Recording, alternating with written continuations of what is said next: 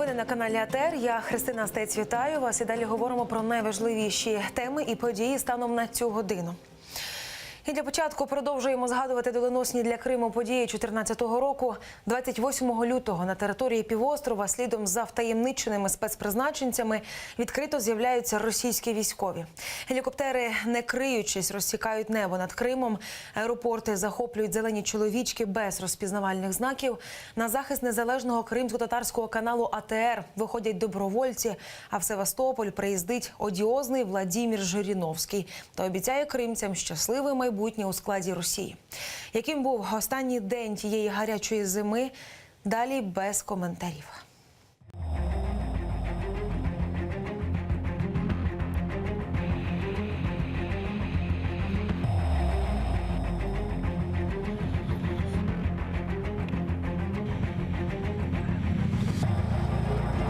Находимся мы здесь в аэропорту, чтобы соблюдался общественный порядок.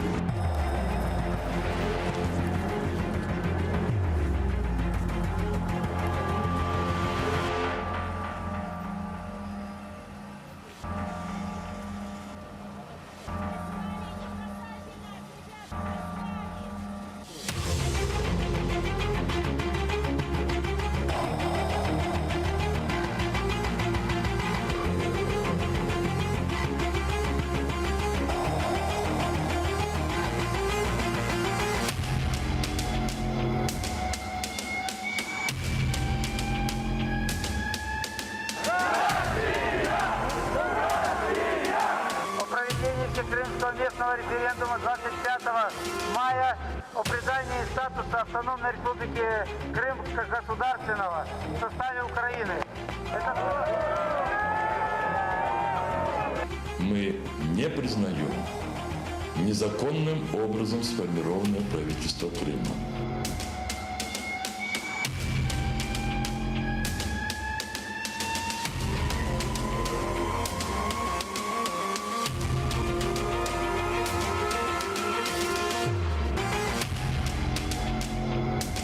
Россия окажет любую помощь вам, моральную, политическую, экономическую.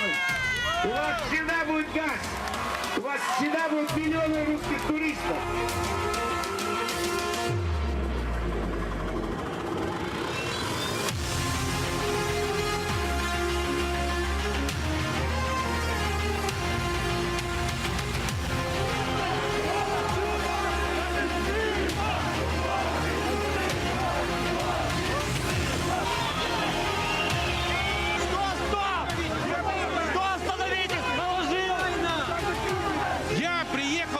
Чтобы этот мир найти.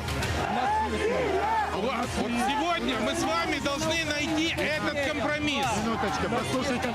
Я сегодня... У нас мир, здесь мир, у нас нормально.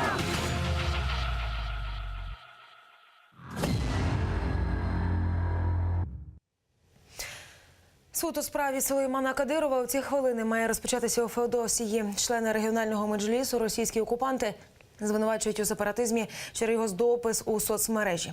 Сьогодні у так званому суді мають розпочатися дебати сторін. Останнє слово повинні надати обвинуваченому. Його ж адвокати вже за кілька днів очікують на вирок. 2 роки тому в одному з коментарів у Фейсбук Сулейман Кадиров написав, що Крим – це Україна.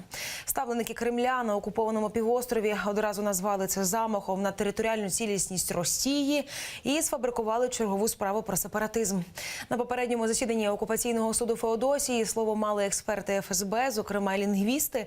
Однак у своїх висновках вони так і не змогли довести, що у дописі Сулеймана Кадирова містився сепаратистський заклик. Сам же обвинувачений під час допиту в суді вкотре заявив, що й надалі називатиме Крим українським, а так зване його приєднання до Росії вважає порушенням міжнародного права. Мы уже переходим к стадии прений, где выступим прокурор. Мы 2 адвоката, я и Алексей Ладин. Слово скажет Сулейман Кадыров. Потом Сулейман Кадыров выступит с последним словом. И, значит, судья уже удалится в совещательную комнату для вынесения приговора. И в этот же день, я думаю, мы узнаем, когда будет оглашение самого приговора. Это, как правило, 2-3 рабочих дня для составления приговора, и потом уже оглашают. Ялтинська справа про так званий тероризм. Сьогодні по обіді в Ростові-на-Дону знову засідатиме Північно-Кавказький військовий суд. На лаві підсудних 6 незаконно вивезених до Росії кримчан. Емір Усеїн Куку, Арсен Джепаров, Муслім Алієв, Рефат Алімов, Інвер Бекіров та Вадим Сірук. Їм усім російські окупанти закидають причетність до організації Хізбут-Тахрір, яку Кремль назвав терористичною і заборонив. Як стверджують адвокати, звинувачення проти їхніх підзахисних фактично тримаються на показах якихось таємних свідків і одного силовика-перебіжчика Олександра Кампанійцева. Після анексії Криму він зрадив українській присязі і з лав СБУ втік до ФСБ. Саме його допитували під час минулих засідань так званого суду в Ростові. А на сьогоднішньому, як очікують захисники кримчан, окупаційний прокурор буде оголошувати матеріали сфабрикованої справи. Прокурор будет оглашать материалы уголовного дела в отношении ребят, а именно характеризующие материалы. Не будут сегодня допрашивать свидетелей в связи с тем, что адвокат Ладин и адвокат Курбединов Эмиль Махсудович не смогут явиться в заседание, так как будут участвовать в Феодосии в прениях по Сулейману Кадирову. І з хвилини на хвилину у Сімферополі підконтрольний Кремлю Верховний суд Криму має розпочати розгляд апеляції учасника обідночного пікету Рустема Османова.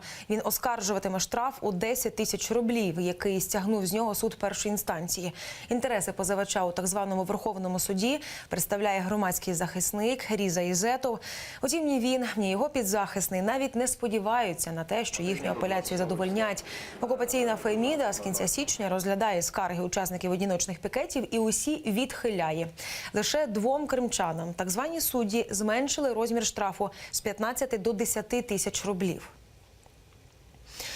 На захист Ханського палацу під таким гаслом організувала флешмоб «Кримська солідарність» і закликає взяти у ньому участь усіх, кому не байдужа доля культурного спадку кримсько-татарського народу. Натхненником флешмобу стала Ельмас Акімова, яка минулими вихідними у Бахчисараї вийшла на одиночний пікет на захист Хан-Сараю від російського вандалізму.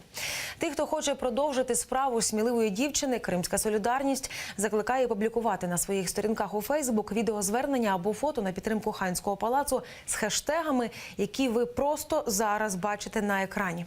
Першими, хто відгукнулися на заклик приєднатися до флешмобу, стали дружини кримських політв'язнів Емір Усеїна Куку та Сейрана Салієва.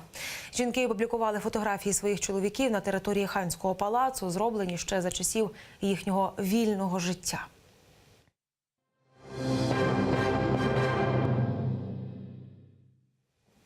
Так звану кримську весну робили наркомани, а у самопроголошеній кримській владі справжні бандити. Про це в інтерв'ю одному з місцевих видань окупованого Криму розповів колишній ополченець Тимофій Денисюк. Він визнав, що в ополченні навесні 14-го були зеки та наркозалежні, а до влади на хвилі подій 14-го у Криму прийшли лише представники так званої сім'ї. Ополчення ж самопроголошена влада зробила банальним інструментом віджиму майна у незгодних. Здесь мы вздохнули и подумали, вот пришла Россия, значит будет все по-другому. Будет меньше коррупции, будет больше свободы, да, там будет так, будет этак. Мы возвращаемся а в конечном домой. итоге мы оказались в ситуации, которая была даже хуже, чем при Украине. У нас реальный бандитизм во власти. И ополчение, которое было призвано в момент Крымской весны остановить этот бандитизм, к сожалению, стало инструментом этого бандитизма. І поки що це всі новини, які станом на цю годину встигла підготувати наша команда. Більше новин та подій у розвитку вже в наступних випусках. Тож, аби нічого не пропустити, залишайтеся з АТР.